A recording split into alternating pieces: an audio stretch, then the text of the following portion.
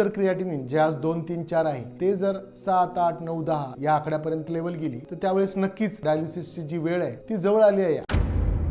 आता बऱ्याच वेळेस असा प्रश्न विचारला जातो, आमचा जो पेशंट आहे याला जे किडनीचं फेल्युअर आहे काही प्रमाणामध्ये, तर क्रिएटिन त्यांचा असं 2, 3, 4च्या घरात आहे, तर मग आता आम्ही काय करू शकतो, तर हे परत नॉर्मल येईल का, किंवा याचे काय धोके आहेत, काय काळजी घेतली पाहिजे। तर याचे काही महत्त्वाच्या गोष्टी आहेत, या जर रुग्णाने अगदी चांगल्या पद्धतीने फॉलो केला तर मग नक्कीच हे क्रिएटिन काही प्रमाणात कमी होऊ शकतं किंवा ॲटलिस्ट ते स्टेबल राहू शकतं। याची काही महत्त्वाची पथ्ये अशी आहेत की जे काही आपल्याला त्रास असेल, उच्च रक्तदाब किंवा मधुमेह, त्याची जी मेडिसिन्स आहेत ती व्यवस्थित घेणे, आपल्या डॉक्टरांचा फॉलोअप व्यवस्थित घेणे, मिठाचे प्रमाण थोडे कमी करणे, पाण्याचे जे पथ्ये दिलेले आहेत तुम्हाला 1 लिटर 1.5 लिटर, आणि डॉक्टरांना विचारल्याशिवाय कुठली मेडिसिन्स न घेणे, आहारामध्ये मांसाहाराचं प्रमाण थोडं कमी प्रमाणात ठेवणे, या गोष्टी जर तुम्ही सगळ्या पालन केल्या तर नक्कीच किडनीचा आजार व्यवस्थित राहू शकतो, कंट्रोलमध्ये राहू शकतो। आणि याचबरोबर जी काही औषधं डॉक्टरांनी दिलीत तुम्हाला किडनीचं क्रिएटिन कंट्रोलमध्ये ठेवण्याकरता, ती अगदी योग्य वेळेवर न चुकता घेणे, हे जर फॉलो केलं तर नक्कीच यामध्ये अगदी भरपूर फायदा होऊ शकतो।